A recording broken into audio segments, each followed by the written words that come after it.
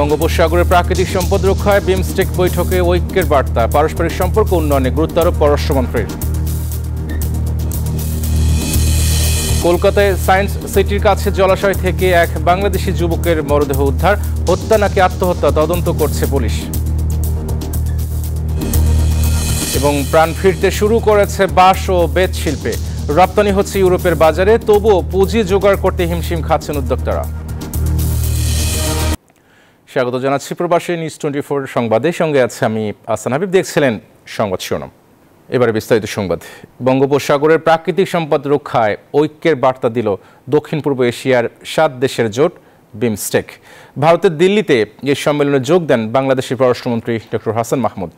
Bharat, Bangladesh, Bhutan, Myanmar, Nepal, Sri Lanka ও থাইল্যান্ডের পররাষ্ট্রমন্ত্রীদের কণ্ঠে উঠে আসে আঞ্চলিক সহযোগিতা বৃদ্ধির কথা। এদিকে দেশগুলোর মাঝে অর্থনৈতিক সহযোগিতা বৃদ্ধির উপর গুরুত্ব আরোপ করেন ভারতের পররাষ্ট্রমন্ত্রী এস জয়শঙ্কর। বঙ্গোপসাগরের উপকূলের দেশগুলোর মধ্যে প্রযুক্তিগত এবং অর্থনৈতিক ক্ষেত্রে পারস্পরিক সহযোগিতা বৃদ্ধির লক্ষ্যে দিল্লিতে বিমস্টেক বৈঠকে যোগ দেন জোটভুক্ত দেশগুলোর পররাষ্ট্রমন্ত্রীরা। উপস্থিত ছিলেন বাংলাদেশ, ভুটান, ভারত, মিয়ানমার, নেপাল, শ্রীলঙ্কা, থাইল্যান্ডের পররাষ্ট্রমন্ত্রীরা। সম্মেলনে যোগ দেন বাংলাদেশের পররাষ্ট্রমন্ত্রী ডক্টর হাসান মাহমুদ। আঞ্চলিক এই জোটভুক্ত দেশগুলোর মধ্যে বাণিজ্য, বিনিয়োগ, দুর্যোগ ব্যবস্থাপনা, খাদ্য, জ্বালানি নিরাপত্তা, জলবায়ু পরিবর্তন সহ কার্যকর সহযোগিতার উপর জোর দেন তিনি। এ সময় বঙ্গোপসাগরের প্রাকৃতিক সম্পদ রক্ষায় গুরুত্ব দিয়ে পরস্পরের সহযোগিতা বৃদ্ধির কথা জানান ভারতের পররাষ্ট্রমন্ত্রী S Jaishankar. Global and regional developments also make it imperative that we find more solutions amongst ourselves.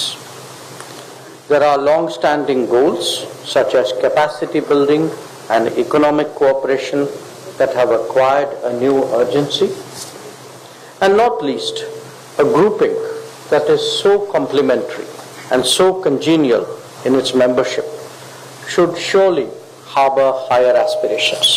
শুরু হওয়া দুদিনব্যাপী এই বৈঠকে দেশগুলোর পররাষ্ট্রমন্ত্রীরা বিমস্টেক প্রক্রিয়াকে আরও শক্তিশালী করার আহ্বান জানান। বঙ্গোপসাগর উপকূলের দেশগুলোর মধ্যে প্রযুক্তিগত এবং অর্থনৈতিক ক্ষেত্রে পারস্পরিক সহযোগিতার ক্ষেত্র তৈরি করতে গুরুত্ব আরোপ করেন। মাসুদ রানা, নিউজ 24। ভারতের পশ্চিমবঙ্গের কলকাতায় সায়েন্স সিটির কাছে জলাশয় থেকে বুধবার এক বাংলাদেশি মরদেহ উদ্ধার করা হয়েছে। তিনি আত্মহত্যা করেছেন বলে প্রাথমিকভাবে ধারণা করা হচ্ছে। প্রত্যক্ষদর্শীদের বরাত দিয়ে কলকাতা পুলিশ জানায়, সকাল 9টায় সায়েন্স সিটির কাছে বরুণ সেনগুপ্ত মেট্রো স্টেশনের সামনের জলাশয়ে দাউদ হোসেন উপল নামের ওই ব্যক্তি ঝাঁপ দেন। স্থানীয়রা ঝাঁপ দেওয়ার খবর জানালে তাদের সাহায্যে জলাশয় থেকে যুবককে উদ্ধার করে পুলিশ। পরবর্তীতে তাকে শিয়ালদহ স্টেশন সংলগ্ন নীলরতন সরকারি হাসপাতালে নিয়ে যাওয়া হয়। সেখানে চিকিৎসকরা তাকে মৃত ঘোষণা করেন। পানিতে ডুবেই ওই যুবকের মৃত্যু হয়েছে বলে ধারণা করা হচ্ছে।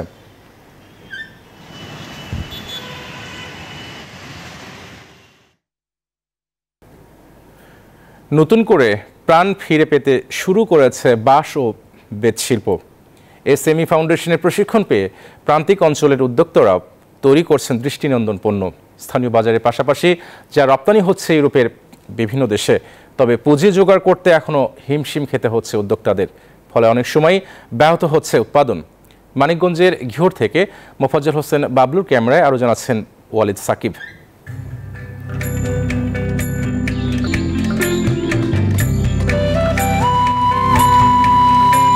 একসময় গ্রামীণ জনপদের মানুষ ঘর কিংবা অফিস আদালতে ব্যবহার করত বাঁশ ও বেতের তৈরি শৌখিন পণ্য।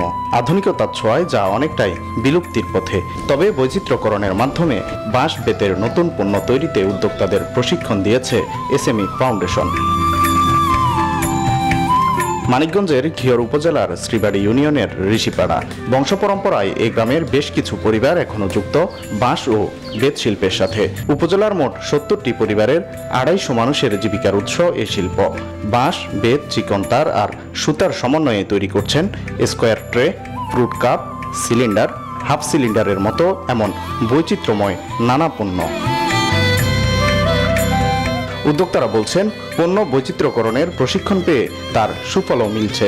কেবল স্থানীয় বাজারে নয়, নান্দনিক এসব পণ্য রপ্তানি হচ্ছে জার্মানি, ইতালি, বেলজিয়াম আর অস্ট্রেলিয়ার মতো দেশগুলোতে।